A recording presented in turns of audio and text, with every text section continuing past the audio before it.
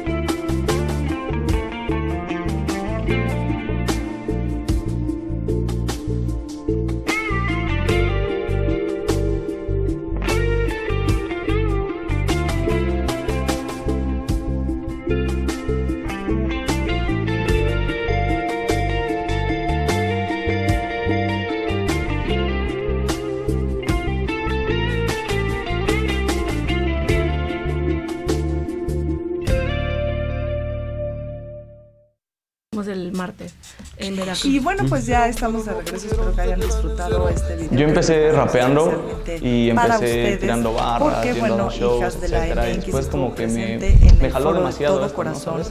Me encargo mucho de la cuestión del trazo, tocamos con autotune en vivo, entonces yo me encargado de la cuestión del autotune, de las pistas, de incluso bacopeo, ¿sabes? Como para darle esa proyección necesaria al show que buscamos transmitir en la gente. Es un sello en el cual tú puedes desarrollarte de manera artística, pero a un nivel un tanto más profesional, porque justamente nos enfocamos en eso. Incluso de hecho hubo una conexión muy grande al momento de estar en el escenario, porque disfruto mucho la música de mis amigos, de mis compañeros. Pues me termino inmiscuyendo más de solo DJ, ¿no? Entonces creo que con todos me estoy yendo en la cuestión del DJing, pero además de eso como en la cuestión escénica. En la Cámara de Diputados y estuvo como ponente lesbicano. Ya mandamos toda la información de las imágenes por si las quieren seguir en Hijas de la MX.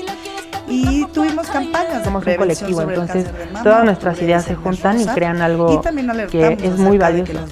Yo dirigí el video de Booty Shaker de Charlie Yin. Me senté con Charlie, vimos el lugar, empezamos como a crear gráficamente y mentalmente toda esta escena, y entre ella y yo como que construíamos la idea. Y que además ya es conductora de Mood TV.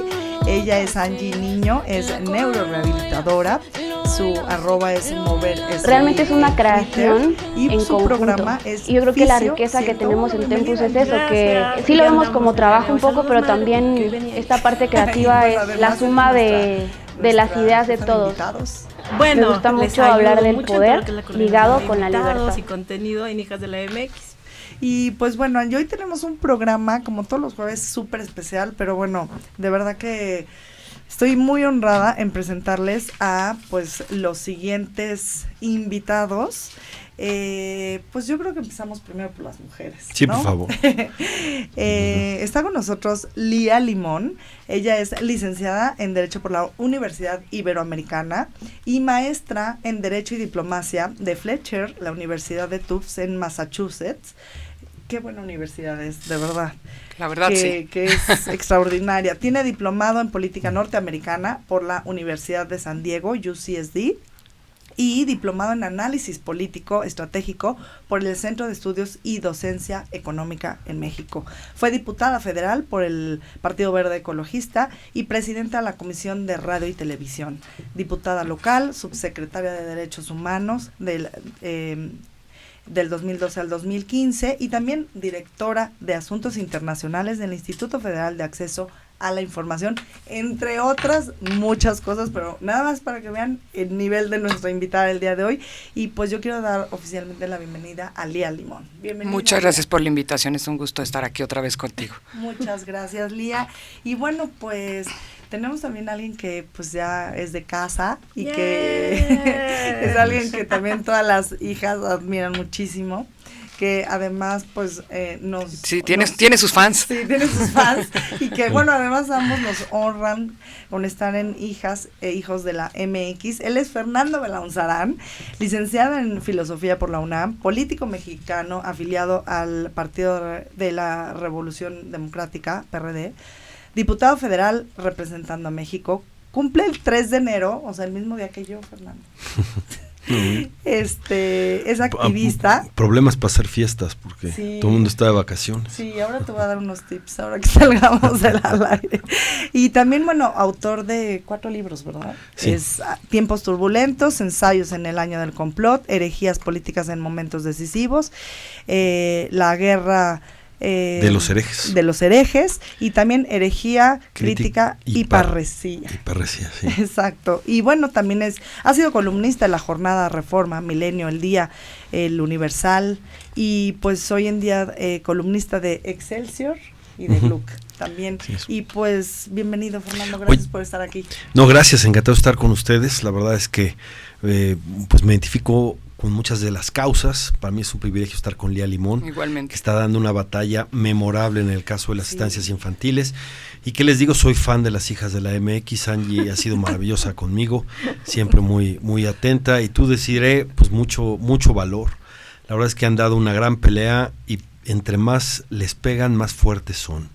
Y eso es algo que nos deja una lección a todos. Y bueno, creo que compartimos la preocupación de hacia dónde va el país, cómo conquistas democráticas de la sociedad mexicana hoy están en duda, en cuestión, aunque lo quieran vender como una redención, una gran transformación. La verdad es que el presidente haga su santa voluntad no es nada nuevo en este país. Era lo que vivimos en México durante tantos años en el siglo pasado. no es novedoso ni es nada, me parece que es un gran retroceso, está afectando tremendamente las instituciones y bueno, este es un momento difícil para México, sobre todo porque, ¿qué te digo? La inmensa mayoría de las personas hoy en México no se da cuenta del tamaño de la crisis que viene. Exacto. Por los errores que se están cometiendo, pero ahí están las cosas, tanto en seguridad, porque la violencia está terrible. En economía, estamos en 10 días se cumple el plazo que Andrés Manuel mismo se dio para bajar la inseguridad y apenas a principios de mes tuvimos el fin de semana más violento que se tiene. Y ahorita tuvimos 293 muertos en 3 días. 3 días, sí. Ha sido el día más violento de todo el año. Entonces, terrible. Y en cuestiones económicas, esto no va mejor. Está terrible el estancamiento económico. No aprovechamos el crecimiento sostenido de la economía norteamericana. Eso no fue solamente culpa de este gobierno. En el pasado tampoco se aprovechó. Pero bueno, el otro tenía un crecimiento mediocre del 2%. Claro. Ahora ni eso. No, y también teníamos inversión extranjera. Que se ha frenado. Entonces, que se ha frenado porque hay tanta incertidumbre. Bueno, y la pregunta es si no se aprovechó el viento a favor, ahora que ya hay signos de estancamiento en la economía norteamericana, que se habla de la guerra comercial acá, entonces si no se aprovechó el viento a favor, ahora que viene la tormenta, uno se pregunta cómo nos va a ir, ¿no? Y tenemos un ganso terco en la presidencia. El ganso terco ahora sí que va la verdad queremos llorar. Va derecho y no se quita. Es una tragicomedia lo que estamos viviendo. No, y no entiende ni es capaz de corregir errores, o sea, es decir, ahorita sí, por supuesto, y además se va a decir que la recesión va a venir por cuestiones internacionales, ¿no? Pero lo que decía Fernando es totalmente cierto. Han habido errores muy importantes que han afectado la economía de nuestro país y que han generado un estancamiento brutal, y nada más por mencionar un par, está la decisión de cancelar el aeropuerto, que generó una enorme incertidumbre. Y que fue la primera grave mala decisión de este Luego momento. La refinería, que aunque te digan que no es buena idea, a quienes tú les querías dar la refinería para construirla, aunque esos mismos te digan que no es buena idea, pues el ganso terco se enterca y se aferra a hacerla, y fue otra mala decisión económica, entre otras que se han tomado y que han venido afectando y que han generado, la verdad hay que decirlo, en el empresariado y en la iniciativa privada una enorme incertidumbre, que lo que detiene es, por supuesto, la inversión, aunque de pronto salgan a decir vamos a invertir. La realidad es que no está sucediendo, esa es la realidad. Y a mí, y como estoy segura que este es un programa en el que ven muchos jóvenes, me parece muy importante señalar sobre el tema que ahorita hablaba Fernando, de la falta de la regresión a la que estamos viendo, de autoritarismo. Las libertades, como todo, no se valoran hasta que se pierden. Exactamente. Y los jóvenes de nuestro país las dan por hecho porque no vivieron otro México. Y entonces dan por hecho un equilibrio de poderes, dan por hecho a los organismos autónomos, dan por hecho instancias que defienden y protegen sus derechos, y no es así. No, son conquistas que nos han costado muchos años. Todavía teníamos instituciones fortalecidas.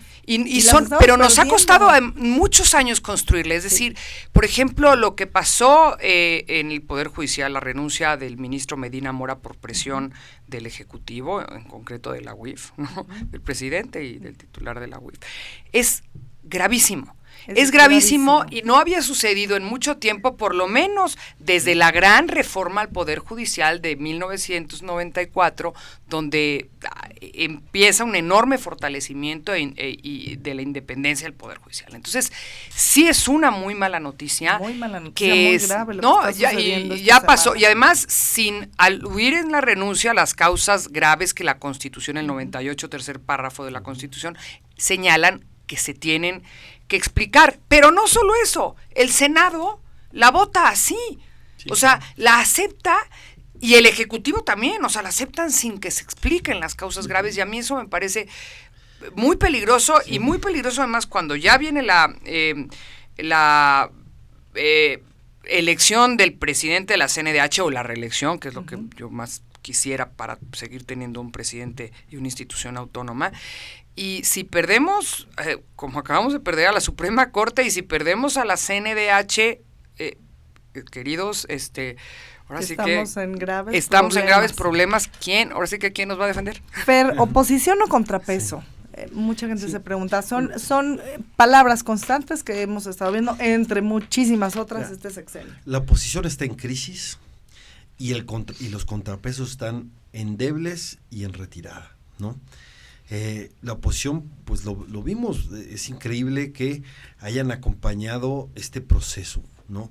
Sin exigir precisamente que se conociera las causas de la renuncia, porque hoy vemos en la mañana cómo hay documentos que muestran que el titular de la Unidad de Inteligencia Financiera, o la UIF, solicitó el congelamiento de cuentas de Medina Mora y 11 cuentas, me parece. Y luego, después de su renuncia, las descongela. Entonces, más bien parece que fue una presión. Yo decía un poco en Twitter, en broma, de que, pues, a ver si nos enteramos que Medina Mora se despertó y vio que tenía una cabeza de caballo en su cama, ¿no? Pensando en el Padrino, ¿no? Y yo te voy a decir una cosa. Después de lo que vimos en el Senado, si yo fuera él, también hubiera renunciado, porque esperarme a un juicio político con ese linchamiento, o sea, lo hubieran desangrado. Sí. Es decir, en un juicio político lo hubieran desangrado. Si observamos la votación que observamos, pero es que además, antier. ¿qué es lo que está sucediendo en el Senado? Estuve recientemente hablando con el senador Julián Rementería acerca de la ley de revocación de mandato. O sea, saben que no está bien, saben que no es lo que le conviene a la nación, y sin embargo la están votando. La van a sacar. Bueno, la van a sacar. ¿Qué está pasando, Senado de la República? Y además es que pervierte. Mira, yo estoy de acuerdo con una figura de revocación de mandato, pero esa tiene que ser independiente de un proceso electoral. Claro, y además tiene que ser atribución de los ciudadanos. Tienen que ser los ciudadanos los que soliciten revocar el mandato.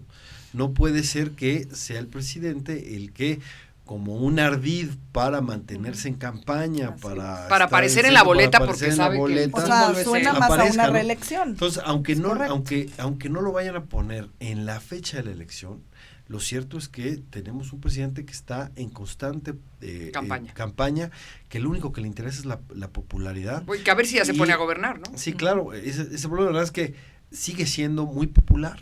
Y es a lo que decía, quizás se esté hundiendo nuestro barco en medio de estruendosos aplausos, porque gran parte de la población, la verdad es que le cree, porque es buen comunicador, serio, pero la verdad es que si nos vamos a los resultados, no hay nada, no solo no hay nada que presumir, hay muchísimas cosas para preocuparnos, y a lo mejor cuando les caiga el 20 a muchos otros ya sea demasiado tarde, ¿no? ¿Cuál es la diferencia entre oposición y contrapeso, Fer? Bueno, la oposición es lo que tienen que hacer la oposición debería ser los partidos políticos. Nada más que los partidos políticos están en crisis tremenda. Y los contrapesos son los otros poderes y las instituciones autónomas. Y la sociedad civil, etcétera, y todos los han pegado. Mira, que es vergonzoso que hoy Saldívar se atreva a decir que es la sociedad civil quien está presionando a los jueces y no el Ejecutivo. Y en lo del aeropuerto, ¿no? Por ejemplo. Pero además es un insulto a la inteligencia, porque todos vimos a Andrés Manuel López Obrador diciéndole en su conferencia mañanera que los jueces que ampararan si van en contra de su concepto de justicia, él los iba a exhibir, los iba a llamar, les iba a aplicar el escarnio público. Bueno, y no solo eso, tienen una iniciativa de reforma para sancionar a los abogados que amparen a los ciudadanos. Claro, pero además el único que ha hecho una marcha contra la Corte es Solalinde, incondicional del presidente. ¿Y cuánto tiempo tuvo Morena clausurada la entrada de la Suprema Corte? Para que nos diga acá, como si no supiéramos quién manda Solalinde, quién manda la Corte. Pero además hay hechos concretos. Uno, el fideicomiso de Morena para los damnificados, que supone que era. Todos vimos que se dieron millones de pesos en efectivo, que se depositaron en carrusel para tratar de despistar a la autoridad, que fueron retirados esos millones de pesos, como 80 millones de pesos también en efectivo por dirigentes de Morena en tiempo electoral. Eso sí lo sabemos. El Tribunal Electoral no desvirtuó una sola prueba, ninguna, solo dijo, faltó investigar más, archívese y se acabó. ¿Quién ganó ahí? La impunidad más completa, ¿no? Entonces, ahí se dio un caso. Segundo caso, cuando en la elección de Puebla se afirma 4-3 la elección, pues obligan a la presidenta del instituto a renunciar. Y personajes que tienen una gran credibilidad como Roberto Zamarripa y Eduardo Juchín dieron a conocer que Saldívar le pidió la renuncia a Yanine Otálora diciéndole que no era de la confianza del presidente. Eso lo dijeron acá y no ha sido desmentido, ¿no? Esa amenaza y además el ardid de declarar que es seguridad nacional un aeropuerto civil para no cumplir la norma, para no tener que tener estudios de impacto ambiental, para no tener que hablar con los pueblos originarios de la zona, para no demostrar que es... A ver, para que un juez retire una suspensión que ya había otorgado, híjole, me parece una cosa muy delicada, además diciendo que eran causas supervinientes, ¿no? Por un tema de seguridad nacional, que, a ver, si estamos hablando de un tema de seguridad nacional, entonces ese no puede ser un aeropuerto civil, por lógica, ¿no? Tendría, o sea, sin duda alguna no puede ser un aeropuerto civil, no es por seguridad nacional se tiene que construir, no, pues por seguridad nacional tendría que seguir siendo una base de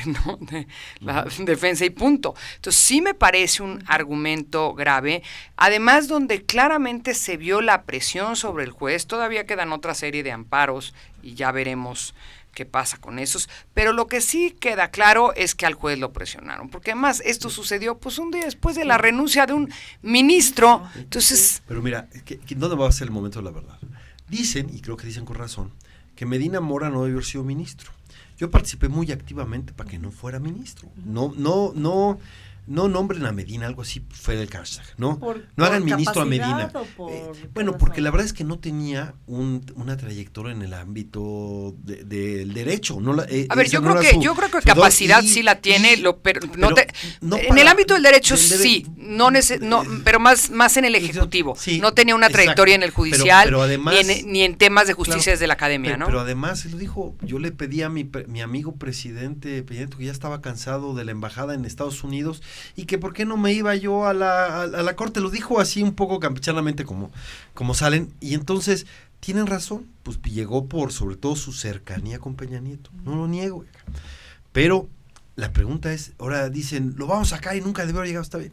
¿Para qué? Para nombrar otro incondicional del presidente. Total. La última que nombraron es la esposa del contratista consentido de López Obrador, ¿no? Esa es, ¿para qué? Entonces, todo se va a ver que lo único que buscó Andrés Manuel es tener, pues, la fuerza en la corte, fortalecer a uno, porque fíjate, se necesitan 4 votos para parar cualquier acción de inconstitucionalidad o controversia. 4.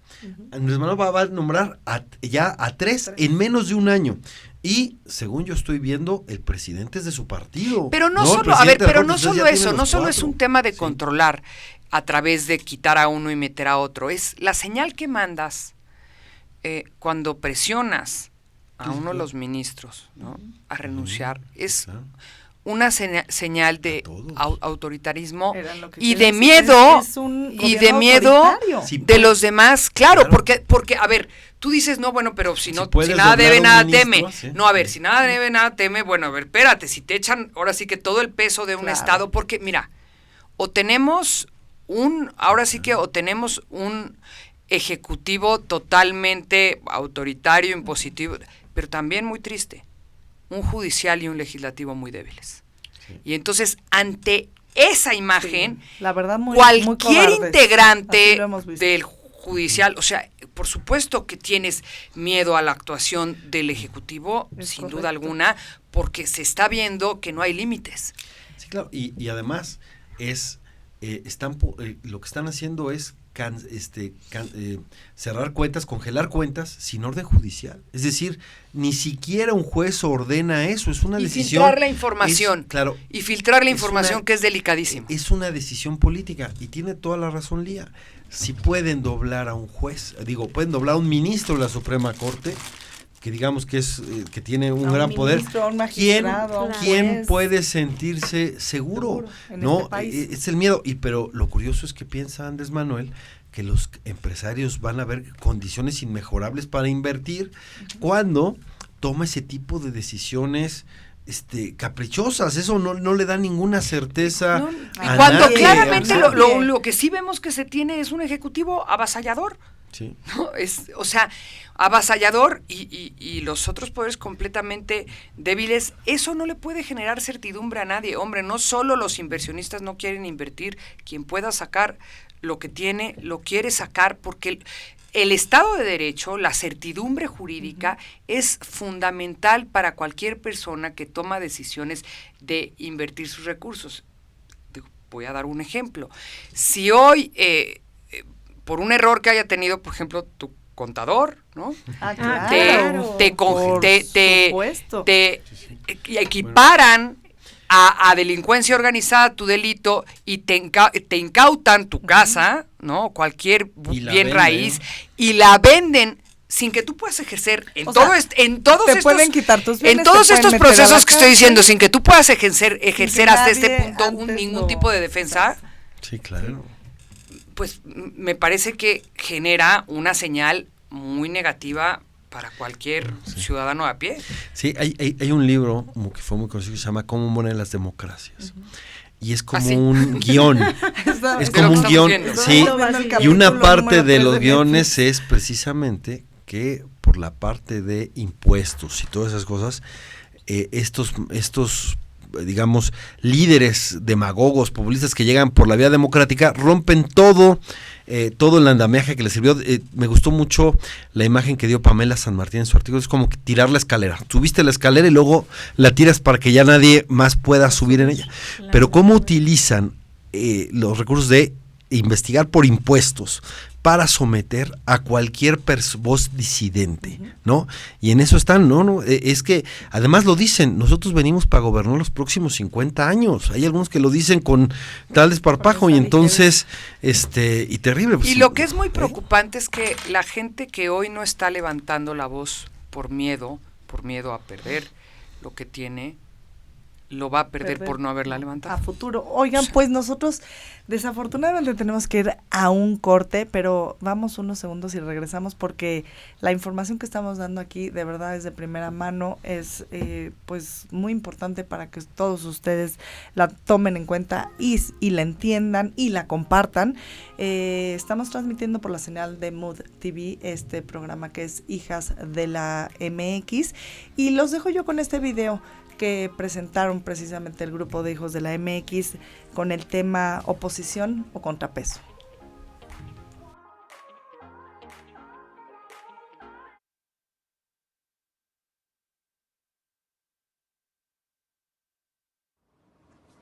Amigos, ¿qué tal? ¿Cómo les va? Soy su servidor Carlos Duarte.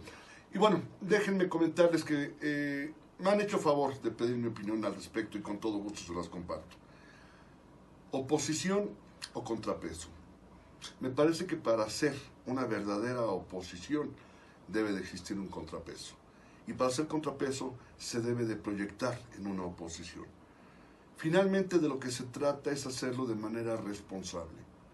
Y la mejor forma de hacerlo es pudiendo sostener todos los argumentos, pero hacerlo desde una forma propositiva, desde una forma constructiva, desde una forma que nos permita aspirar a crecer. No se trata de ser opositor por estar en contra, sin argumentos. Se trata de ser opositor para poder ser un contrapeso con todos los elementos que nos permitan conducir no a nuestra razón, sino a la razón generalizada que nos podrá dar el bien común. Creo que al final la decisión de cada uno de poder ser contrapeso u oposición dependerá de la claridad mental con la que podamos responsabilizarnos de emitir una opinión. Les dejo un abrazo, pásenla bien, Hasta siempre. Buen día, amigos de las redes sociales. Soy Muy Delgado. Como colectivo, hijas e hijos de la MX, ¿qué somos?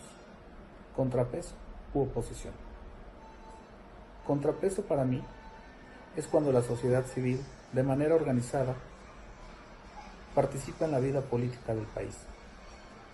En cambio, a diferencia de la oposición, es cuando los mismos ciudadanos se constituyen legalmente como los partidos políticos, que a través de sus líderes y sus representantes populares hacen críticas del gobierno en turno. Considero que como colectivo seamos un contrapeso, participemos libremente, pero de manera responsable. Les envío un cordial saludo. En todos los países democráticos del mundo existen los contrapesos generalmente representados por la división de poderes.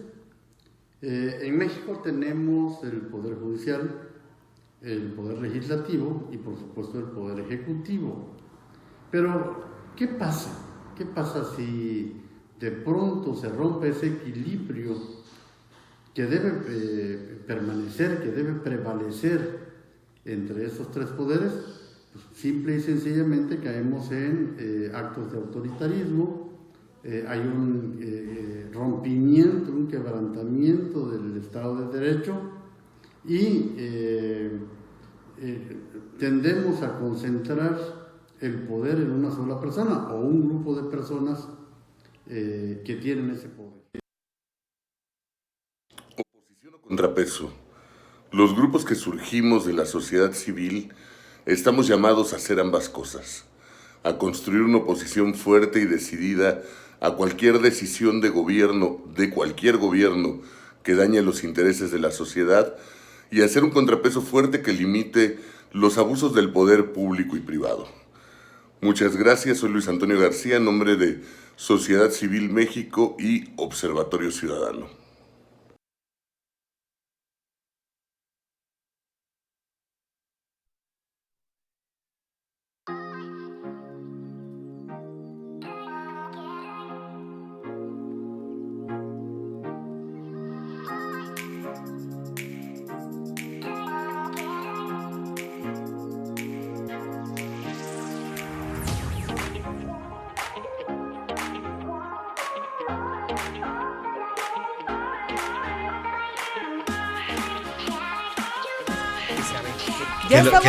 Ya estamos de regreso aquí en Hijas de la MX, transmitiendo por la señal de Mood TV en Spotify, YouTube, Facebook Live. Ok, tenemos el podcast en Spotify, YouTube, pero ahorita estamos en vivo en Twitter. Ajá. Y la señal se está escuchando perfectamente bien y que se está viendo muy bien, así es que si tienes Twitter, pícale a @MMOOD Mood TV y podrás vernos también en vivo y bueno, en Facebook igual, pero hay muchas preguntas. Una pregunta que me llamó la atención saliendo un poquito del tema, que qué bonito vestido y qué bonito se ve Lía Limón, nos están diciendo las hijas. Es que tienen muchos fans. Y bueno, muchos aquí fans. nos están comentando. Me esforcé, ¿no? Le eché ganitas. Hay muchas personas que sabían que hoy íbamos a hablar de el CAED. Entonces tenemos aquí en los comentarios a muchas personas que están preguntando. Ahorita falta un corte y entonces vamos a estar hablando 100% del CAED para que sepan lo que está pasando en ese tema. Pero bueno, también los hijos participaron hoy hablándonos de que para ellos su opinión de contrapeso o ser oposición, porque bueno, yo entendí que me eché un clavado a andar leyendo porque no sé nada de esto.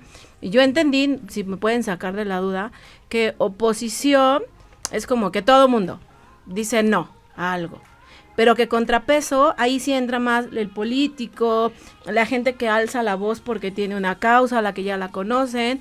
Entonces yo como sociedad civil soy oposición o soy contrapeso. No, la sociedad civil, ¿cómo es el asunto? La sociedad civil yo más bien diría que es un contrapeso social, ¿no? Okay. Finalmente es un contrapeso porque lo que busca la sociedad civil es incidir en políticas públicas y lo hace con distintos, puede ser que convenza bien al gobierno, puede que haga causa común con otros grupos de oposición, etcétera, pero no es propiamente una oposición. Okay. Ellos luchan por causas. Esas causas pueden coincidir o no coincidir con distintos actores políticos y qué bueno que hagan causa común, incluso con el mismo gobierno pueden trabajar en común a favor de una causa, eso está bien, es sociedad civil, pero tienen que ser un contrapeso porque no deben de ser cooptados por la autoridad o por el Estado, tienen que tener, digamos, su congruencia con las causas que están, ¿no? Fíjate la cantidad de sociedad civil que se unió para pedir un proceso transparente en lo de la Comisión Nacional de Derechos Humanos, de todos, incluso sociedad civil que tiene distintos puntos, desde los que están por el derecho a decidir de las mujeres, a los que están por el derecho a la vida, como dicen, todos se juntaron para eso y está bien, pero la oposición son los partidos que tienen que serla y que sí, hoy estamos en crisis, ¿no? Debieran ser. Y bueno, en este video estuvieron pues apoyando Carlos Duarte, Moy Delgado y Rafa Escobar. Ellos también son hijos de la MX. Saludos. Y el colectivo Sociedad Civil de Twitter, que también nos mandó su opinión, también salió al aire. Cierto. Uno de los colectivos, yo le pedí a varios colectivos que me apoyaran, ellos fueron el único que me contestó y que me dijo que me mandaba video, porque en Twitter hay muchísimos, yo no sé si eso sea oposición o contrapeso, pues que alzan la voz en Twitter. Entonces me comuniqué con algunos y les dije, oigan, mándenos porque en Hijas de la MX vamos a hablar de este tema. Uno de ellos respondió que fue Sociedad Civil México. Este es un colectivo grande y bueno, también nos dieron su opinión. Y bueno, Lía, ¿tú te consideras contrapeso al hacer todas estas denuncias de las estancias infantiles? Mira, me considero contrapeso, bueno, quisiera, ¿no?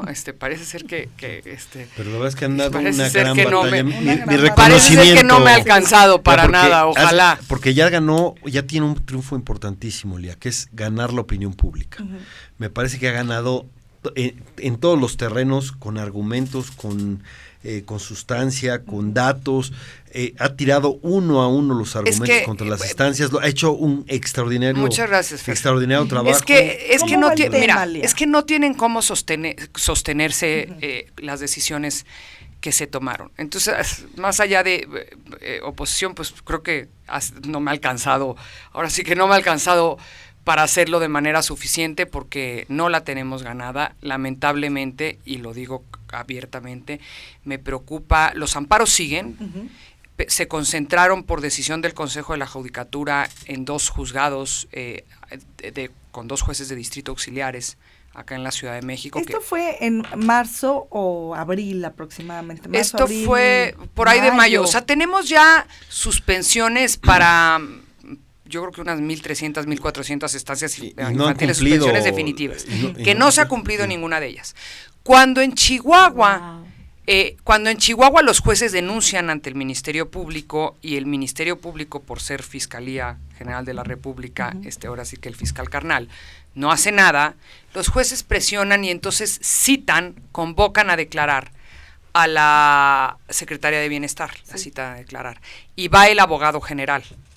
Y yo creo que ahí les entra la preocupación de que lo vayan a empezar a citar de todos los estados, y entonces el Consejo de la Judicatura, de manera muy extraña, toma la decisión de concentrar todos los amparos con 2 jueces de distrito que están en auxiliares que están en la Ciudad de México, que yo todavía no puedo, es decir, quiero tener la esperanza de que sean independientes.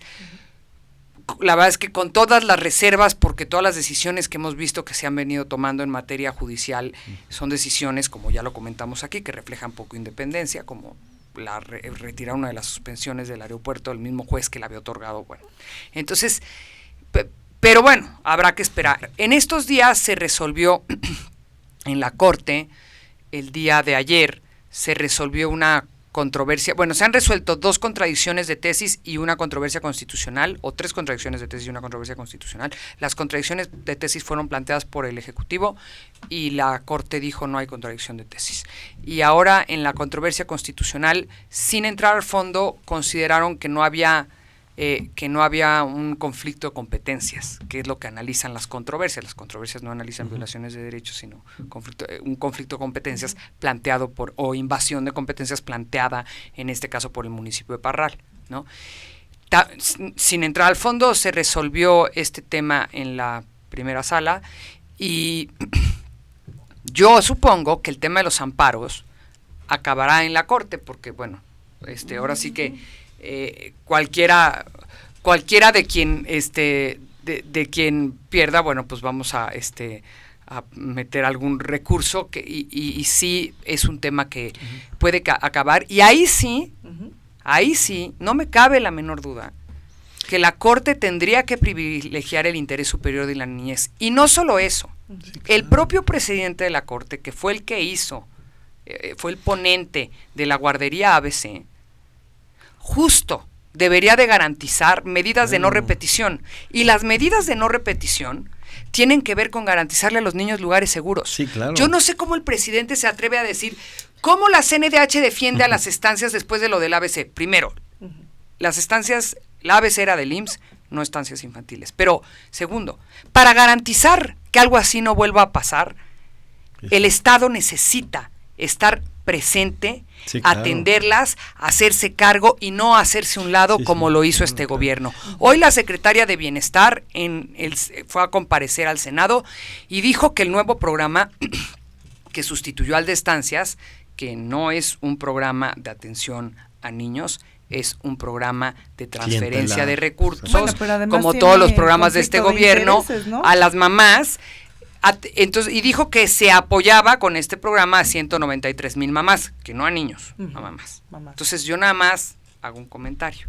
De acuerdo al propio RENCAI, que es el sistema el registro de centros de atención infantil creado por este gobierno, quedan abiertas de las 9,565 estancias que existían, solo quedan abiertas poco más de 4,000. Lo cual quiere decir que el nuevo programa de transferencias directas, que según ellos apoya a 193,000 mamás, no está funcionando. Porque antes se atendía a 330,000 niños. Entonces, no solo hay una disminución de la población importante, no solo hay una disminución de la población importante, sino que además de la disminución, de todos modos han cerrado, o sea, si la disminución no es del 50%, los espacios infantiles sí se han reducido a menos del 50%, porque las mamás tienen, en muchas ocasiones, siendo población vulnerable, otras prioridades y necesidades, y gastan ese dinero en comida, en el mejor de los casos, ¿no? En entonces comida, los dejan a los vecinos, se los dejan acá. Y ya han habido accidentes graves, niños que se han muerto en espacios de cuidado clandestinos, como un niño en Puebla. En el ámbito en donde más se da es pero a ver, no solo eso. Sí, claro, la violencia. Te voy a poner un ejemplo. En Puebla, Tehuacán, una mamá dijo, no, a mí aquí me la cuidan más barato, y dejó a su niña con una señora, la señora se salió de compras y a la niña la mató un pitbull. No, bueno, a ver, ¿no cayó una niña en un tinaco? En Chiapas, el niño que se quedó sin estancia se cayó a una cisterna, cuidado por la hermanita de 6 años, ¿no? Pero han habido, en Álvaro Obregón se murió un niño en una estancia clandestina, en un centro de cuidado infantil clandestina, que nadie verificaba ni nada. Vamos a ver al presidente si no se le quitó lo garantista. Vamos a ver si mantiene su perfil garantista y es consecuente con eso. Yo les voy a decir que yo tenía en un pedestal a Saldívar, me gustaban mucho sus tesis. Yo también. Pero ahora ya lo tuve que dejar y ya lo tengo junto a Mariano Azuela, ¿no? Es que Mariano Azuela era un pariente, ¿por qué? Porque, digámoslo con seriedad, la verdad es que la Corte con Fox le ayudó a todo el proceso de desafuero y que estaba y que fue controvertido y que al final me cuentas le ayudó más a Andrés Manuel que lo perjudicó. Pero el presidente de la Corte le ayudó y fue, yo también hoy veo a un presidente de la Corte que parece soldado del presidente. Y porrista, ir al programa de Ackerman a echarle porras al gobierno como activista. Yo creo que es medio absurdo que se confronte con Calderón. Parece un concurso queda bien con López Obrador pegándole al Calderón. Pero a lo que voy es diciendo que lo presionó, ¿por qué no lo denunció en su momento? De acuerdo, pero eso ¿cómo, cuándo y por qué? Pero digamos, está bien. Me parece que es impropio para cuidar a la Corte que se meta en el debate político, pero bueno, está bien. El problema es que niegue las presiones del presente, que lo estamos viendo. Porque además, en su momento, cuando él dice que lo presionaron, pues no eran tan rudas las presiones, exacto, ¿no? Porque mantuvo sus posturas, ¿no? No le congelaron sus cuentas. Entonces, hay una cosa, pero que niegue cuando vimos, insisto, Andrés Manuel diciéndole a los jueces que iba a denunciarlos a los que dieran amparos, que los iba a hacer públicos para el escarnio, cuando tomaron la corte y estuvieron ahí en plantón, cuando Solalinde hizo una marcha, cuando llegó y dijo que fue vil venganza cuando le pusieron una sanción por el financiamiento paralelo de su fideicomiso. Todos hemos visto eso y dice aquí no hay, pero lo peor, que hoy haya dicho que la presión indebida es de la sociedad civil. Como si, o sea, no del poder, como si la sociedad civil no fuera su función presionar a las autoridades. Esa es la función de la sociedad civil. Por eso han tenido tantos éxitos. Pero cuando él además en sus tesis y posturas pasadas ha atendido a llamados de la sociedad civil. Sí, claro. Por eso, clara y contundentemente, como en la guardería. Se convirtió ya en un títere de este gobierno. Pues yo quiero tener la esperanza de que no quiero, la verdad quiero darle el beneficio de la duda porque a todos nos conviene que no. Debería ser no, pero hoy que lo vi. Pero hasta hoy eso parece. Que hoy haya dicho que no tiene ninguna presión del Poder Ejecutivo, sino de la sociedad civil, perdón, o sea, porque exactamente su papel no es ser porrista. A mí lo que me da mucha tristeza es, de los ministros más completos en temas de derechos humanos, fue Saldívar en el pasado, claro, junto con José Ramón Cosío. A quien, por cierto, el presidente ya salió en alguna mañanera a calumniarlo, y a criticar, ¿no? Y ver ahora esto me da mucha tristeza porque sí, en efecto, no solo tenía posturas firmes, sino que en temas de derechos humanos era, sin duda, como dice Fernando, pues un ministro garantista, ¿no? Entonces, sí preocupa ver otra cosa. Ya salir hoy a decir que la presión es de la sociedad civil, me parece gravísimo, porque justo parte de ser un ministro garantista tendría que tener que ver con defender la libertad de expresión, con defender la libertad de asociación, con defender la libertad de manifestación de esa sociedad civil que presiona a las autoridades en distintos temas. Y es muy preocupante ver cómo se desmorona el Poder Judicial en México a 10 meses de la entrada de este gobierno. Y la sociedad civil, que perdió, digamos, todos los, contra la que se ha confrontado el Ejecutivo, lo que menos necesita es un judicial que también se confronte, claro, y que también la cuestione. Y a ver, necesitamos un juez valiente que se anime a ir adelante aunque le congelen sus cuentas, ¿no? En lo que averiguan. O que le siembren cosas también. Porque en lo que averiguan, porque es sin orden judicial y, ¿no? Pero yo te voy a decir una cosa, terrible. Eso lo puedes hacer cuando no hay un ejecutivo avasallador. Cuando hay un ejecutivo avasallador es muy difícil hacer porque eso. Ese es el mensaje. Si pudieron reventar a Medina Mora, con todo y que no niego que pudiera tener una gran cola, yo luché para que no fuera ministro, pero si eso pueden hacer con un ministro de la Corte, ¿quién se puede sentir seguro? Y más con la arbitrariedad, porque no hay nada más arbitrario que alguien pueda congelarte y descongelar cuentas con la mano en la cintura, claro, sin ningún tipo de intervención de un juez o de ninguna garantía. Y no solo, y haberle aceptado la renuncia, no solo viola el precepto constitucional que establece sin conocer la causa grave, claro, sino que viola el principio de presunción de inocencia, en todo caso. Claro. Pero ahora, quien debiera estar más interesado, si no fuera cierto esto, para conocer la causa grave, debiera ser las autoridades, porque ahora lo que se sabe por especulación es eso, que fue que fue extorsionado el ministro para renunciar, eso es lo que se sabe ahora, ¿no? Pero por alguna razón tampoco le interesa al presidente acá que se conozcan las causas graves. No. Y además, si el presidente lo argumenta como parte de su lucha contra la corrupción, y Bartlett, compadre, o sea, perdón, y Jade Cole, pero ¿cómo estuvieron esos impuestos que no entendimos? Sí. Bueno, es que los va a pagar, es que su lucha de Andrés no es contra los corruptos, es contra los conservadores, entre comillas, es contra sus adversarios. Casi dice, dejen que los corruptos se acerquen a mí, dice, acá, y si no te acercas, entonces pagas, tiene el don pagas de las consecuencias y perdonarlos. Sí, claro. Y lo más interesante, no te acercas a mí, te multiplico los panes por arte de magia. Y todo el mundo tiene dinero, los que se acercan a él. No, fíjate que hoy dice Andrés Manuel, por cierto que es el día de la salud mental, que le pidieron al INAI pues una información sobre sus estudios psiquiátricos. ¿Para qué lo demuestra Andrés Manuel? Pues para tratar de con eso descalificar muchas otras solicitudes de información que sí son legítimas. Esta, por supuesto que es una provocación. Yo creo que está bien acá. Esta la sembró pero el solito, Yo creo que esta la sembraron ellos. Pero sí es muy posible. Mira hasta dónde llegan. Atención. Pero hoy publica Carlos Loret muy bien que no podemos conocer las cartas que le mandó al rey de España y al Papa como jefe de Estado. ¿Por qué no las podemos conocer? Están perdidas. No, es que fíjate que están perdidas. No, solo eso. Acaban de reservar la información de Santa Lucía por 5 años. Por 5 años, sí. No, digo, perdón. O sea, que es un tema, ¿no? De interés nacional. Lo curioso, imagínate, 5 años. Y cómo van a ser los estudios aeronáuticos y toda la información la tienen secuestrada, y entonces las aerolíneas cómo van a saber siquiera si pueden o no pueden aterrizar, si es seguro o no volar, si es seguro. Pero a mí eso me recuerda tanto cuando era jefe de gobierno, reservó por 12 años el segundo piso. Yo no sé si ustedes se acuerdan. Sí, claro, por supuesto que entonces, pues es la misma tendencia, nada más que aquí con tema de, pues, o sea, ¿quién puede estar convencido que puede volar ¿no? Sí, claro. De manera segura. Y bueno, y ahora sabemos que quien le hizo los segundos pisos ya tiene a su esposa de primer ministro, ¿no? Digo, no de primer ministro, de ministra. De ministra, ¿no? Entonces, pues yo creo que los contratistas están entre ellos viendo si tiene a otro pariente que tener en la corte, ¿no?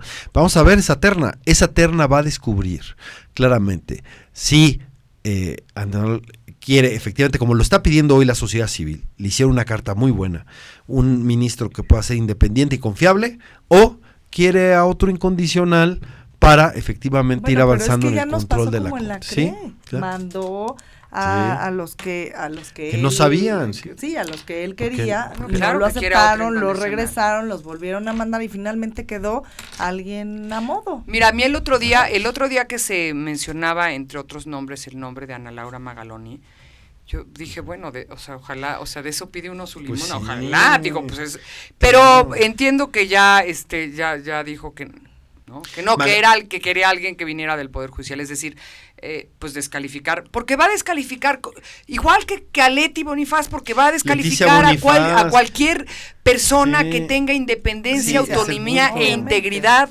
como la tienen estas mujeres que bueno, por eso no las quieren. Es correcto. Sí, cualquiera de las dos que dijo, leeremos si quedaran, yo lo reconocería, no tengo problema, me equivoqué, qué bueno, gracias por hacerme quedar mal, no importa, pero yo lo que veo, más bien, esta ocasión sí es un abordaje a la corte, y eso es muy preocupante, sinceramente es muy preocupante porque es sin oposición. Y la CNDH, con contrapesos demasiado tenues, cuidado. Mira, yo te voy a decir una cosa de la CNDH. Ya me dio miedo. A mí y lo digo abiertamente, a mí me preocupa mucho porque a mí me tocó, yo era subsecretaria de Derechos Humanos cuando entró Luis Raúl, y me tocó ver, y le hago este reconocimiento públicamente, cómo con mucho esfuerzo, con mucho trabajo, con mucho temple y mucha ecuanimidad, que me parece que son características que Luis Raúl tiene, recuperó la autonomía de la CNDH y la interlocución con las organizaciones que se había perdido con el anterior titular, que era Raúl Plasencia. No, claro, con Plasencia le decíamos o sea, no, él ya no tenía diálogo con las organizaciones, y ese diálogo y esa interlocución, sin perder la interlocución que se tiene que tener con las autoridades, porque la tienes que tener como titular de la CNDH, pero esa interlocución la recuperó con las organizaciones y siempre fue firme, como es firme el día de hoy en la recomendación que sacó del tema de Lorena, del caso del hijo de Martín. Y ha estado muy bien, Raúl. El problema que tiene él es que es autónomo, que es lo que no le gusta al presidente, es la debilidad que tienen ante los ojos del presidente. Ese es el problema, quieren regresar a la voluntad suprema. Y la recomendación de la CNDH, que como ustedes recordarán, en materia de estancias infantiles, que era la primera recomendación que sacaba un acto de este gobierno, que fue rechazada además con ofensas, como diciendo que era una recomendación violatoria de derechos humanos. Era una recomendación que daba una salida al Ejecutivo muy digna de restablecer un esquema de cuidado infantil, independientemente de cómo se le llamara, que resarciera las violaciones de derechos que habían habido. Pero no solo eso. Cuando lo ataca como lo atacó el presidente, él ecuánimemente sale a decir, los ataques a la CNDH son ataques a las víctimas. Sí, y nada más que yo temo... No se pone él por delante, yo temo porque además va a venir viene, o sea, todo el mundo ve un tsunami en derechos humanos que viene, que se llama migrantes. La manera en cómo están siendo tratados los migrantes está terrible. Todo apunta hacia allá. Si es un escándalo en Estados Unidos, como los tienen en los centros, aquí es mucho peor. Hay muchísimo material, le están viendo, y entonces temo que quieran que en esta lógica Andrés quiera un ombudsman que le sirva de escudo. De todas maneras, lo único que va a ser el ridículo, porque ya en estos temas de derechos humanos te minan internacionalmente, ¿no? No vas a engañar a nadie. Es que es lo va que a ser pasaba, peor, es lo que te pasaba, vas a pelear con las organizaciones de derechos humanos. Es que es lo que pasaba antes de que entrara Luis Raúl, sí. Todos los casos estaban en el ámbito internacional. Todos los temas llegaban al ámbito internacional porque ya la CNDH ya no era una instancia que funcionaba para resolverlos aquí. Esto empezó a bajar justo con un presidente autónomo, con un presidente independiente y con un presidente que recuperó ese diálogo y esa atención a las víctimas. Por cierto, yo ya firmé para pedir que también, se por supuesto. Hay una petición ojalá en change.org. que otros lo hagan, ¿no? Que otros lo hagan. Y mira, obviamente Luis Raúl no obedece ni a las órdenes de Lía ni mías acá, pero nos da confianza porque tiene criterio propio, tiene una trayectoria y se ha visto que tiene un compromiso con los derechos humanos muy avanzado, ¿no? Eso es lo que quisiéramos. También quisiéramos que llegara en la corte gente así, ¿no? Claro. Y yo la verdad es que no está difícil, porque yo sí lo que veo constante en este gobierno es sus ansias de concentrar el poder y de perpetuarse en el poder. Concentrar el poder, parece ser todo el presupuesto de todos los programas para quedárselo para las próximas elecciones. Este es un gobierno que se dice izquierda y tiene castigado a todas las universidades.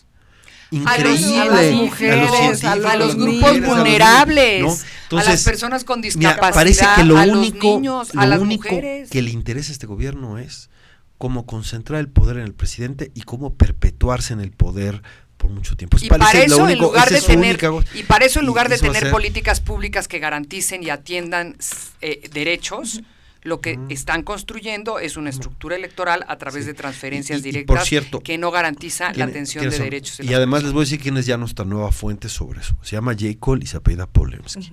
Acaba de hacer una conferencia de prensa, ya lo había dicho antes, pero ahora otra vez, diciendo que están usando a los servidores de la nación para beneficiar a sus adversarios internos en Morena. Nosotros presentamos una denuncia, una denuncia en el INE por el control clientelar y porque demostramos que además que quien está repartiendo estos programas son militantes, dirigentes y excandidatos de Morena. Demostramos con los pelos de la burra quiénes son y cómo está, que están entregando eso, aparte a nombre del presidente, cuando son recursos públicos.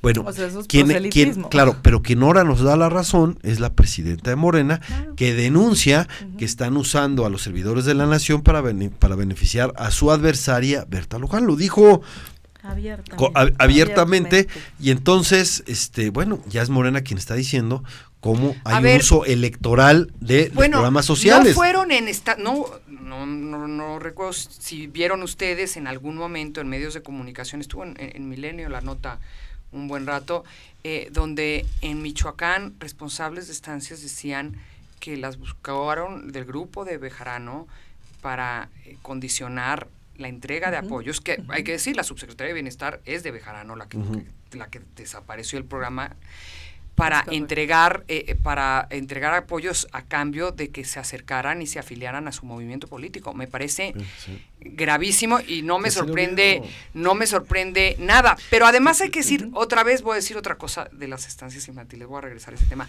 Han habido una serie de solicitudes de información, varias de ellas hechas por el periódico Reforma y otras por diversos ciudadanos y activistas, sobre la lista de niños fantasmas, y la respuesta del Ejecutivo es que es información inexistente. Es decir, no había corrupción, no había niños fantasmas. Bueno, es como el lo que es fantasma es la corrupción que se inventaron. ¿Qué pasó? Pero con eso destruyó un programa y de verdad afectando y vulnerando a 330,000 niños, porque yo repito, era el esquema de cuidado infantil que más niños atendía a nivel federal. Y más exitoso, un programa que recibió premios internacionales. Claro. Andrés Manuel cree que la realidad se construye con su saliva. y con su saliva se construye él monumentos, y él es grande, pero los resultados del país son terribles, y el problema son los niños, y mira, y es terrible. Fíjate que ahorita vimos cómo a quienes secuestraron choferes, no, que es más grave que a los camiones. Secuestraron 91 choferes. Sí. Y los camiones. A esos les dieron plazas de maestros. No solo eso. Es decir, y el presidente dice que quien no los entiende es porque pues desde el privilegio no se les entiende. Los niños están en manos de eso. Claro, pero Andrés Manuel no tiene nada que preocuparse. ¿Por qué? Porque su hijo va en escuela particular, es decir, ninguno de esos 82 le va a dar clases a su hijo. Claro. Y todavía tienes ni a los de Mario Delgado, ni a los de Ricardo Monreal. Claro, por eso todavía tienen el descaro de decir que primero los pobres, no, los pobres que estén con maestros que ni siquiera está demostrado que tengan capacidad o mínimos conocimientos, que sean maestros para estar frente al grupo, ¿no? Y eso no va a ayudar. Y entonces dice Andrés Manuel, porque viene acá y dicen, sí, pero si tú pones eso y tiras la calidad de la educación en nivel básico, luego quieren entrar a la universidad y tienen ventaja a las escuelas particulares. Y entonces dice Andrés Manuel, muy fácil, pues quitemos el examen, ¿no? Entonces, si no hay examen, si se dirige con tómbola, ya no hay presión porque hay calidad, sí, pero entonces tú evitas cualquier mérito de las personas. Hay una mediocridad tremenda. Y vulneran los derechos de los maestros también, porque a los maestros los haces que tengan que buscar otras formas de crecer profesionalmente y no las del mérito, las de la preparación, y entonces que tengan que básicamente su forma de crecer es quedar bien con el líder sindical, con el líder de la sección. Y te voy a decir una cosa que a mí me parece gravísima. Cuando le hacen una entrevista, Carlos Marín le hace una entrevista a Olga Sánchez Cordero, el florero más caro de Gobernación, le preguntan, lamentablemente lo digo con mucha tristeza, pero yo le tenía mucho aprecio. Bueno, tenía. Le preguntan sobre estancias infantiles y entonces ella diciendo, ¿está bien o está mal? Entonces ella dice, es que yo sí creo, y yo coincido con que el Estado, con la visión del presidente de recuperar la rectoría del Estado, que yo no sé ahí dónde la está recuperando, más bien pues desaparecer un programa no te hace recuperar absolutamente nada, al contrario, antes esa red de estancias sí dependía del gobierno, entonces el gobierno podía tener injerencia en ellas, hoy no. Claro, podría pero no solo eso, sino que justo lo que hacen con la reforma educativa, con un secretario de educación que es otro florero, es literalmente quitarle la rectoría al Estado y dársela al sindicato y a la CENTE. Y eso a mí me parece gravísimo. Y tienes un secretario de Educación que, bueno, primero no dijo nada y no quería salir, luego se avienta 2 tweets, pero no ha sido ni siquiera capaz de ir a las distintas instancias y a los distintos medios a defender la reforma porque es indefendible. Es correcto. Y bueno, pues hemos estado hablando acerca del Poder Judicial, de los derechos humanos, de la CNDH, de las estancias infantiles. Pero también hay un tema que es importante que acaba de salir y precisamente viene una invitada a este programa para que ustedes platiquen también con ella. Resulta que los centros de atención para estudiantes con discapacidad pues ya fueron también eliminados de los programas sociales, les quitaron ya el presupuesto. Como a todos los entonces es que depende cuántos votos da. Esa es la pregunta para Andrés, es cuántos votos, no si resuelve la pobreza, no si resuelve a grupos vulnerables, es cuántos votos da. Él está pensando en eso, por eso digo, concentrar el poder y perpetuarse en él. Eso es, todo lo está subordinando a eso y es terrible. La verdad es que es un terrible retroceso porque en una democracia no debía preocuparnos que en otro gobierno, otro partido, y en otro partido se mantiene el Estado y vamos avanzando. Claro. Pero aquí su preocupación es cómo nos aferramos a este poder y quedamos, y entonces si mi partido queda 50 años en el poder, entonces yo voy a estar en los libros de texto como el gran... Bueno, ya se puso él en los libros de texto, él no se esperó 50 años, él ya se puso en los libros de texto de historia. Oigan, bueno, pero pues nada más déjame decirte una cosa, además... Un gobierno izquierda tendría que construir políticas públicas para los grupos vulnerables. Y él los está eliminando a todos. A las personas con discapacidad, dejarlas de lado, porque además y sigue sin darle presupuesto a CONADIS, es decir, desapareció la política pública en materia de discapacidad y ahora el apoyo a los centros donde estudiaban estudiantes con discapacidad. Me parece lamentable y gravísimo. Pues nosotros vamos a un corte, son unos segundos, y al regreso tenemos más tiempo porque ustedes lo pidieron, ustedes lo solicitaron, y pues aquí estamos. Vamos a tener cerca de 20-25 minutos más de programa. Vamos a un corte y regresamos con esta invitada que nos va a hablar precisamente de los recortes a los CAETs. Va a entrar directo el video del CAE.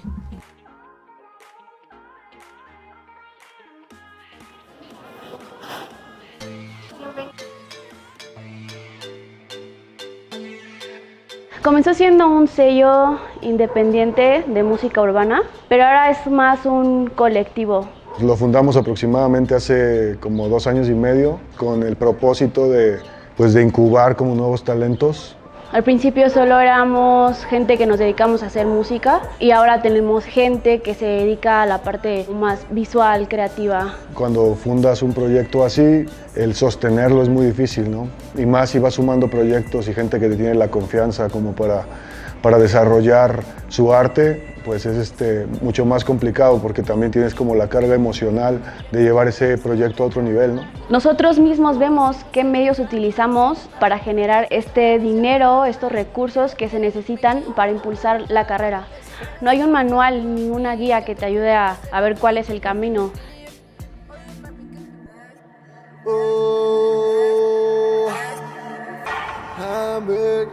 A mí siempre desde morrillo me gustó cantar, pero no canto una madre.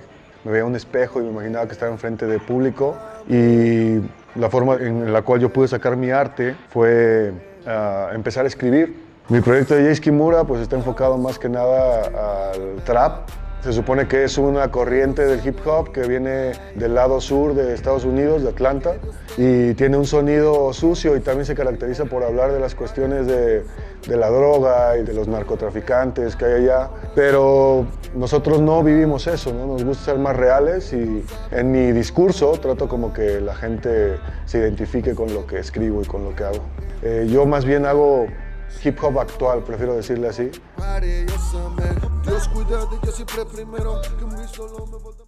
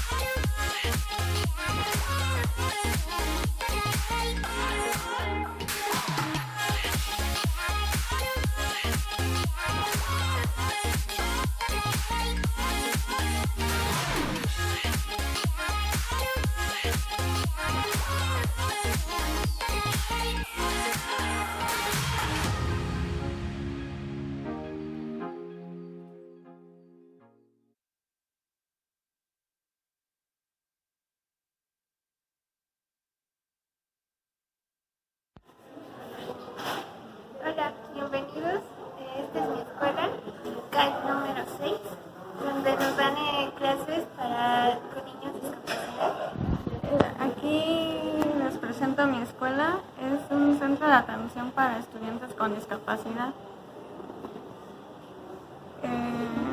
CAED son especializados para atender a niños con discapacidad.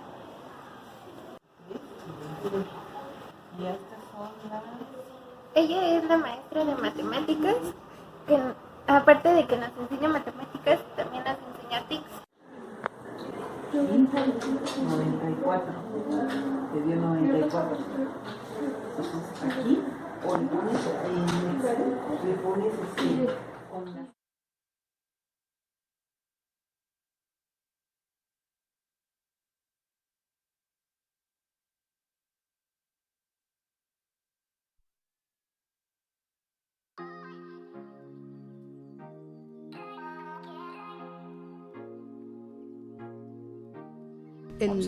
Ok, va.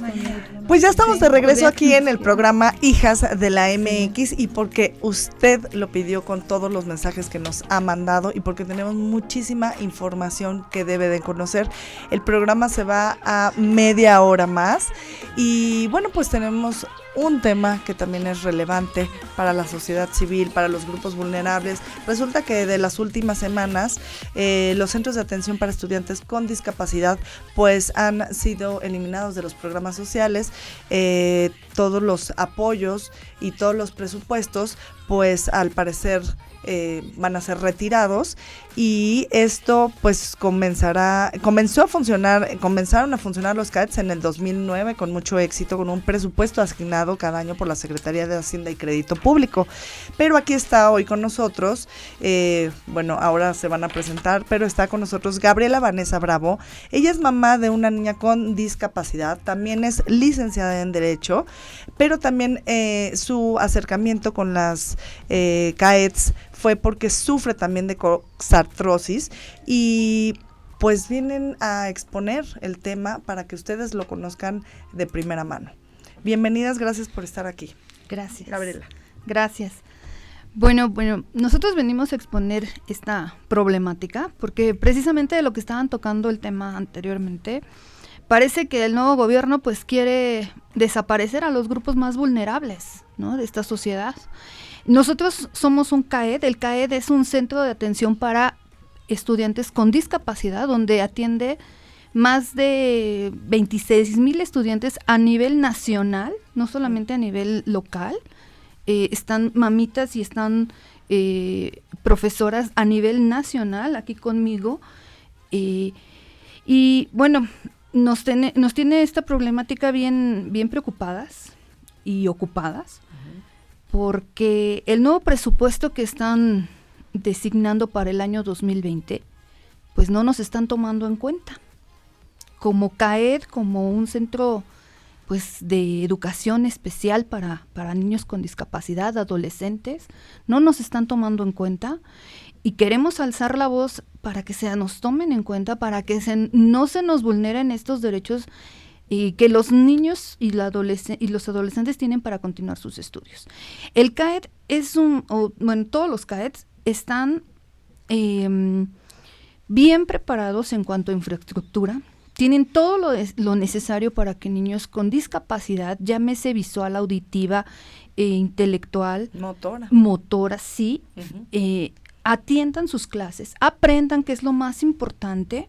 Estaban tocando el tema de que ya tenemos crisis y mediocridad estudiantil, educación mediocre, con esto de quitar exámenes, de ya no poner pruebas, ya no podemos llamarle la atención a un niño. Ahora con los CAEDs, en donde están quitando la educación muy especial a esos niños que realmente tienen ganas de sobresalir, de aprender, pues nos están pegando muchísimo. Y bueno, también están aquí profesoras de distintos estados de la República que dan ganas de recomendarles a los CAEDs. Que vayan por unos camiones, secuestren unos choferes o no sé qué, porque claro, tampoco, pero parece que solo así les hacen caso, ¿no? Sí. Y ellos, porque les dan cosas que además el derecho no les asiste. Exacto. Y a ustedes el derecho les asiste. Claro. Hay un principio que está en la Constitución en donde dice que los derechos tienen que ser progresivos. tienen que ser progresivos, es decir, lo que ya se consiguió no puede dar marcha atrás, es lo que Lía Limón está peleando con las estancias infantiles, y es lo que ustedes consideran. Pero además les voy a decir, no solo eso, México es parte de la Convención para Personas con Discapacidad. Así es. Y la Convención para Personas con Discapacidad obliga a las políticas públicas y presupuesto destinado a esta población. Pero además, en la Ley General de Derechos de Niños, Niñas y Adolescentes, también se establece un capítulo para población, es decir, niñas, niños y adolescentes con discapacidad, donde las políticas públicas no pueden ser cambiadas así nomás. Tienen que pasar por CIPINA para cualquier modificación que se pueda hacer sobre estas políticas públicas, y se tiene que destinar presupuesto, y también cualquier cambio presupuestario tendría que pasar por aquí, y como fue el caso de estancias infantiles, aquí también no se está haciendo. Y nada más agrego, idéntico que en estancias infantiles. Estancias infantiles era el único esquema capacitado, y de hecho ganó un concurso con Naciones Unidas de capacitación en detección y atención temprana de discapacidades para niños con discapacidad en primera infancia. Y también en esa etapa de la vida se les abandonó. Es decir, si un niño con discapacidad y un adolescente con discapacidad no puede recibir por parte del Estado herramientas y esquemas que contribuyan a su desarrollo, se le está dejando en doble desventaja, en una desventaja mucho mayor que la que ya tiene de manera natural. Y eso me parece gravísimo, me parece lamentable que este gobierno no solo vulnere y viole las convenciones internacionales y la legislación nacional que debiera atender, sino que además deje a un lado a población que no tiene otra forma de recibir este tipo de atención. ¿Sabe? Lo están manejando o lo quieren cubrir de una manera muy, muy pintada de color de rosa. Lo están queriendo manejar con la Ley General de la Inclusión o para la inclusión de niños con discapacidad. Es decir, nos dice el Estado o nos dice esta nueva ley que podemos, nuestros niños no quedan desprotegidos, sino que pueden incluirse a las escuelas regulares para que ellos ahí puedan obtener una educación académica. Entonces lo quieren como pintar así como de rosita y decir, bueno, no te estamos dejando en estado de indefensión, sino que tienes la opción de irte a una escuela regular y con la Ley General para la Inclusión, pues no te van a discriminar. Es que para que eso no te van suceda, tendría que haber una serie de herramientas de capacitación y de formación a los maestros y las escuelas para poder recibir niños con discapacidad. Bueno, ahí vamos. Gracias a Dios nosotros no tuvimos que secuestrar autobuses ni nada de eso. Ya en la administración pasada tuvimos acercamiento con la SEMS, estuvimos avanzando mucho en este trabajo. Lamentablemente se cambió la administración y ya no se siguió con estos avances que ya teníamos anteriormente. La SEP emitió el acuerdo 138 donde se comprometía mejorar las condiciones laborales y en este caso el programa en general para los alumnos, cosa que ayer tuvimos una reunión con el subsecretario, el doctor Arroyo, y pues nos dice que lamentablemente eso que se hizo en la administración pasada ya queda a cero. Empezamos ahorita desde cero. Eso ya fue en el pasado, ya se olvidó y ya. Pues sí tenemos la buena voluntad de ellos. La verdad es solo buena voluntad de querer apoyarnos y de querer ayudarnos. Pero de buenas no se comprometen, exacto. No se comprometen, no quieren firmar minuta donde llegamos a acuerdos, donde ellos proponen cosas y ellos no firman nada. O sea, ellos no quieren firmar nada. Ellos dicen que nos van a apoyar, que lo van a revisar, que lo van a hacer, que van a checar, pero también nos encargan a nosotros toda la carga laboral. Ustedes mándenos tal información, ustedes hagan un censo de cómo se maneja el CAED, cómo está funcionando, cuántos alumnos, cuántos asesores, o sea, y decimos, ¿qué no se supone que ellos lo deben de tener todos esos datos? Y no, ellos nos piden a nosotros que hagamos todo ese trabajo. Mira, más allá de eso, yo estoy absolutamente a favor de la integración, es decir, sí me parece que el mejor esquema de atención a personas con discapacidad es un esquema en el que se les integra espacios regulares, porque me parece que ahí ganan todos, no solo ganan el niño con discapacidad, sino también los niños que no tienen discapacidad, claro. Porque los sensibilizas y los haces aprender de los otros, claro, sin duda. Pero para ello se requieren escuelas accesibles, claro, ¿no? Es decir, con rampas, con desde la infraestructura. Se requieren maestros capacitados. Por eso se dio la capacitación que se dio para detección y atención temprana de discapacidades a las estancias infantiles, para que fueran incluyentes. Para hacer políticas incluyentes necesitas personal capacitado. Y yo entonces me pregunto, en las escuelas públicas, y privadas también tendría que hacerse la pregunta, pero en las escuelas públicas, ¿cuántos de los maestros han recibido capacitación y cuántas escuelas han recibido recursos para adecuar sus instalaciones para recibir población con discapacidad? Ese es el tema. Mientras eso no se haga, se le seguirá excluyendo. Exacto. Sí. Hola, yo vengo de Colima representando orgullosamente al Estado, y estamos aquí tomando el tema que están mencionando ahorita. Estamos de acuerdo con la inclusión. ¿sí? Claro. CAED es a nivel bachillerato. Lamentablemente, no todas las discapacidades pueden ser atendidas por un aula normal y unos profesores normales. Nosotros estamos capacitados con diversos cursos que muchos de ellos nos salen de nuestro bolsillo, en lenguaje de señas, braille. A veces somos psicólogas, siendo biólogos, siendo con otro tipo de carrera, porque los chicos es lo que necesitan, ser escuchados. En una aula en donde está repleto de alumnos normales, entre comillas, y son 40, 45, hasta 50 en un aula, no se puede tener la misma atención para estos chicos. Los CAED están llenos de chicos con discapacidad intelectual, son chicos que necesitan una atención detallada, adecuada, personalizada, que un profesor con 40, con 30 por lo menos alumnos no los va a poder tener. Es lo que estamos pidiendo. ¿Qué va a pasar? ¿Será otro error como lo que pasó con las becas? ¿Será otro error que ha pasado con los sistemas que han dado? ¿Qué va a pasar? ¿Estaban esperando que llegara el 2020 para que nos quitaran el programa? Claro. Es lo que queremos saber, que nos digan ahorita qué es lo que va a pasar, porque hasta ayer nos dijeron que era solo por dinero, pero tenemos de 2 meses para acá con despido injustificado de 200 asesores a nivel nacional, y no se vale. Qué manera de enseñar el cobre. Sí, esa es la cuestión por la que ahorita estamos, ¿no? O sea, sí, así es. Pero además la institución que es la encargada de construir la política pública en materia de discapacidad, que es CONADIS, la han tenido hecha a un lado, o sea, todo sin recursos, sin presupuesto y tal. Nunca por completo todo este año, y así parece ser que se van a seguir, porque estas decisiones tendrían que pasar por ahí, claro. y por ser adolescentes también tendrían que pasar por el Sistema Nacional de Protección a Niñas, Niños y Adolescentes, que es CIPINA, y tampoco creo que haya pasado por ahí, como tampoco pasó el tema de estancias infantiles. Hola, buenas tardes. Yo vengo del estado de Sonora, con mucho orgullo representando a mi estado y a 13 planteles CAED.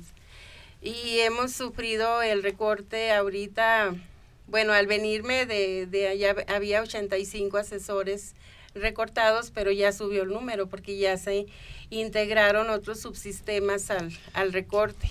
Entonces, el recorte gradualmente está subiendo, ¿verdad? Al parecer a diario. Algo que yo observo fue que cuando se publicaron los ejes sobre los que descansa esta reforma educativa del actual gobierno, yo, como si hubiera recibido un dulce de mi favorito, la leí ávidamente y resulta que no encontré un solo renglón que dijera discapacidad. Eso es un atentado a los derechos humanos, ¿verdad? Y por supuesto a la educación. ¿Por qué? Porque una persona ciega sí escucha y sí siente y tiene pensamiento crítico. Claro. Una persona que no puede caminar está completamente entera de sus facultades. Una persona con autismo, a pesar de que pueda estar en una burbuja, es un ser excepcional que tiene capacidades muy grandes y es gente que tiene todo el derecho de recibir la educación y de seguir adelante y hacer una carrera profesional. ¿Por qué no se incluyó? Se les olvidó. Y en todo este discurso y gestión que hemos estado haciendo, también nos topamos con la cuestión política. Bueno, pero si se les olvidó, que no más quiero aclarar una cosa, el presupuesto todavía no está aprobado. No. Es decir, que si hay olvido puede haber corrección. Puede haber corrección. Que además se Eso haga, es lo que porque si no buscamos. sería... Eso es lo que buscamos. Porque si no sería una terrible injusticia. Si hubo un Queda error, y les queda como una semana, ¿eh? hubo un error, Para hay que corregir a los enmendarlo, diputados. hay que enmendarlo y vamos a lograrlo. ¿Por qué? Porque es un derecho. Y como ahorita ustedes lo comentaban, están las instancias internacionales, ¿verdad? En donde vamos a buscar también ese apoyo si es necesario. No, y también las nacionales a las que ya buscarlo. tenemos poca fe, pero Así hay es. que hacer. Sí, hay que agotar Sí. todas las instancias y además pues, seguramente van a tener con la solidaridad de muchas personas, porque lo que estamos viendo ahí tiene un nombre, se llama injusticia. Es una injusticia. Y además... Y retroceso por además, completo. pues deja muy mal parados a los que están, porque si algo debería distinguir a un gobierno de izquierda, debería ser la sensibilidad social, la inclusión, el ir con los más desfavorecidos, la equidad, la equidad a los grupos vulnerables. Y la verdad es que es terrible. Mi crítica es que todo el presupuesto está pensado más en los votos que en las personas. Y ese es un terrible vacío. Entonces, pues lo que podamos ayudar con gusto, su batalla es justa. Yo le tengo mucha confianza a Katia de Artigues, que sé que es un tema y hay que está en el tema. se esfuerza, y sí pueden, por supuesto que se puede corregir el error. No, y que el gobierno vea que ante la discapacidad, ¿quién es la única persona que defiende a los chicos? Las mamás. Pero en este caso vemos a 3 maestras que no tienen a sus hijos con una discapacidad y sin embargo también andan con la chancla detrás del gobierno. Así como el gobierno les está pidiendo a todos, mamás, por favor, abuelitas, chancleen a sus hijos para que no delincan. Bueno, ahora vamos a venir a chanclear a López, ¿no? Para que le mueva y el presupuesto se mueva. Es que la verdad es una satisfacción muy grande cuando tienes un chico con un problema psicosocial y de pronto ves que se integra con sus compañeros, de pronto ves que se le quita la timidez, que los centros, es que los centros son una cosa que a mí me gustaría que algún día fueran a algún centro y que estuvieran ahí.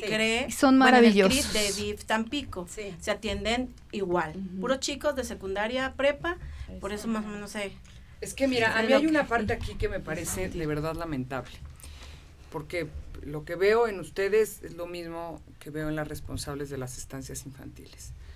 Son mujeres comprometidas, ¿no? Que les apasiona y con pasión te dicen, tú no sabes la satisfacción que es ver el cambio en un niño.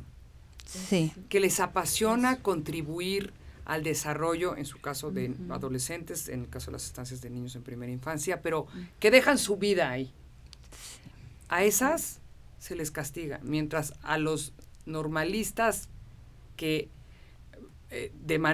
como vándalos, hay que decirlo, ¿no? Que vandalizan su activismo, secuestrando personas, secuestrando camiones, para hacer escuchar su causa, se les escucha, no se les sanciona, se les premia, se les motiva y se les da presupuesto. Claro. O sea, me parece un incentivo absolutamente torcido, perverso y grave. Aquí ves, o sea, además de una mamá de uno de los niños, ves mujeres que se nota que dejan su vida en un proyecto y a esas personas se les hace un lado también, porque lo que tenían es un trabajo digno. Así es. Sí. Pues tenemos que irnos ya del programa, se nos ha terminado el tiempo, lamentablemente, por todos estos temas tan relevantes, y a mí me gustaría que todos se despidieran y pues dieran pues el cierre a estos temas que hemos tocado el día de hoy. Fernando Belanzarán. Bueno, gracias, porque además pues dicen que bendito entre las mujeres, yo estoy como siempre, y estoy sobrebendecido. Simplemente decir que pues, están pasando cosas en el país que nos preocupan.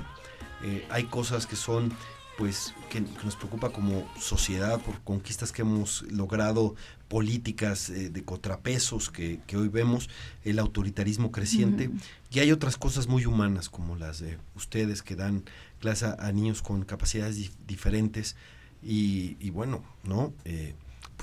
Hay que juntarnos, hay que hacer solidaridad y su causa es fundamental. Ojalá que le toquemos el corazón a quien decide, porque independientemente del debate político que es intenso, hay cosas con las que no se deben jugar y no se puede jugar con el futuro de estas personas, de estos niños que son tan valiosos como cualquier otra persona. Claro. Todos valemos lo mismo y precisamente hay algunos que necesitan una atención especial para hacer valer un principio que se llama equidad. Y entonces pues simplemente cuentan con toda nuestra solidaridad y ojalá les toquemos el corazón a quien tiene que decidir, porque si todavía no se decide el presupuesto, todavía se puede enmendar. Claro, Muchas gracias, sí. Fernando Belanzarán. Angie Niño. Bueno, yo para resumir, pues gracias por haber venido, porque sí las buscamos, porque a mí sí me da mucho coraje. Trabajo con la discapacidad, trabajo con la discapacidad residual. No estoy tan involucrada con niños y jóvenes, pero estuve 5 años en un área muy similar. Así que bueno, levantar la voz y, como decían hace rato, hay que ser contrapeso, hay que ser oposición, o yo ya no sé qué chihuahuas tengo que hacer aquí, porque necesito que volteen a verme, porque la desesperación se ve en la cara de todas las personas, independiente mamás, papás, hijos, sino de los trabajadores, de la gente que hace algún tipo de consigna al gobierno. Gabriela Valenza. Bueno, pues primero gracias por pues brindarnos este espacio. La verdad es muy importante que pues se unan a nuestra causa. Y pues yo nada más quiero solicitarle de manera muy pues personal, como mamá, como sociedad en general, a este gobierno que pues caramba, que vea un poquito, que voltee a ver a los grupos vulnerables, ¿no? Que no se olvide de esa o de ese ser humano que todos tenemos que tener, ¿no? De esa sensibilidad. Y que no desampara a nuestros chicos. Son chicos que realmente se esfuerzan todos los días por ser alguien, por ser aceptados, por ser felices. Independientemente de dónde se encuentren, ellos han aprendido a ser felices con su discapacidad. Entonces, para ellos es muy importante que estos centros continúen abiertos. Entonces, que pues no al cierre de los CAETs, por favor. Profesoras. Muchas gracias. Ustedes reconfortan mucho esta causa y nos hacen más fuertes. Que el corazón y las ilusiones de un joven para su futuro, para poder salir adelante y ser una persona independiente e inserta en la sociedad, sea la inspiración de la Secretaría de Hacienda y Crédito Público, de la Comisión de Presupuesto, de nuestro presidente, que él ya nos escuchó, ¿verdad? Y de nuestro secretario de Educación también, para que se enmiende esto y tengamos no solamente el presupuesto que teníamos antes o que solíamos tener, deberían de tener más, que todavía se mejore, que se mejore, que regresen los maestros que nos han quitado, porque en un plan de estudios, yo por ejemplo, yo no podría dar matemáticas. ¿Qué les dijo el presidente? ¿Ya les contestó? El presidente sí, inmediatamente habló Lo pasó lo pasó al subsecretario. Se lo encargó al subsecretario, pues ojalá que se pongan las pilas. Y tuvimos una reunión con el subsecretario ayer. Revisamos, dejamos todo por escrito, tareas que se tienen que hacer y queremos que esto avance. Profesora. Gracias. Pues muchas gracias. Además del seguimiento que estamos pidiendo para CAED, que no termine, también pedimos pues a nivel nacional que todos los que son familia CAED se unan a nuestro llamado para que tampoco nos quiten el trabajo. Hay muchos despidos injustificados, se están justificando por la austeridad. Entonces no puede haber austeridad dejando a los chicos sin clases. Ni con los quimioterapias para los niños de cáncer, ni para los retrovirales. O sea, hay cosas. Pero a quienes no estudian ni trabajan. O sea, la austeridad no puede llevar a la muerte a las personas, ni a la incultura, ni al abandono, ni a la violación de los derechos. Ni a los derechos. Perdone. Sí. Bueno, pues también, como ayer nos pidió el subsecretario Arroyo, el doctor Arroyo, nos pidió, ayúdenme a sensibilizar a Alfonso Cuéllar de Hacienda, que es el que va a distribuir el recurso. Entonces, hacemos un llamado a Cuéllar de que por favor se sensibilice, que visite un CAED. Claro. Y pues que destine recurso, que el programa continúe, y pues al subsecretario le pedimos que nos ayude, así como ayer su intención, como él dijo, su intención es mejorar este programa. Entonces pedimos que por favor cumplan con lo que están prometiendo. Bueno, pues ha llegado el turno de Lía Limón. Pues me voy a contar muy brevemente una historia por la que entiendo que es la misma situación. Cuando me tocó arrancar el programa de estancias infantiles, la diferencia de edad no se hacía con los niños con discapacidad. Y alguna vez fue una señora a verme a mi oficina, que tenía un hijo que se llamaba Ángel. El niño tenía 4 años, 2 meses y tenía síndrome de Down. Y me dijo, por favor, recíbemelo en una estancia, porque yo tengo que salir a trabajar, era madre sola. Dijo, y lo dejo encerrado, amarrado con la televisión prendida. Estoy segura, cuento esto porque estoy segura, y a partir de ahí, por supuesto, su hijo al día siguiente entró en una estancia, cambiamos las reglas de operación para aumentar la edad de niños con discapacidad. Lo cuento porque estoy segura que esa es la situación de varios de los adolescentes que atienden a estos centros. Las mamás no tienen otra opción de cuidado. No basta con que les den, insisto, un dinero, una transferencia, necesitan espacios donde se les atienda de manera correcta. Y todo mi reconocimiento a la lucha que están haciendo, por supuesto que invitar a la gente que nos está escuchando a que se sume a esta lucha, porque hay que darle voz a quienes no la tienen. Y esta es una población que no está teniendo esa voz, que no está siendo escuchada, pero que tiene derechos y que tiene derechos que el Estado le tiene que garantizar. Bueno, pues muchas gracias. Solamente me queda pues despedirlos, decirles que una de las promesas de campaña de este gobierno fue primero los grupos vulnerables, y hoy necesitamos que nos respondan, hoy necesitamos que nos den la cara y que aprueben esos presupuestos, porque aquí están las mamás, aquí están las maestras de estos niños que no tienen voz pero que lo necesitan igualmente. Entonces, como sociedad civil es nuestra responsabilidad trabajar con esta responsabilidad para crear las oportunidades con las que unos nacimos pero que a otros les faltan. Esto para el progreso del país. Y esto fue Hijas de la MX, soy Desiree Navarro, me despido hasta el próximo jueves, espero que lo hayan disfrutado, les vamos a compartir la liga para que pues lo puedan tener con todos ustedes. Muchas gracias, nos vemos el próximo jueves.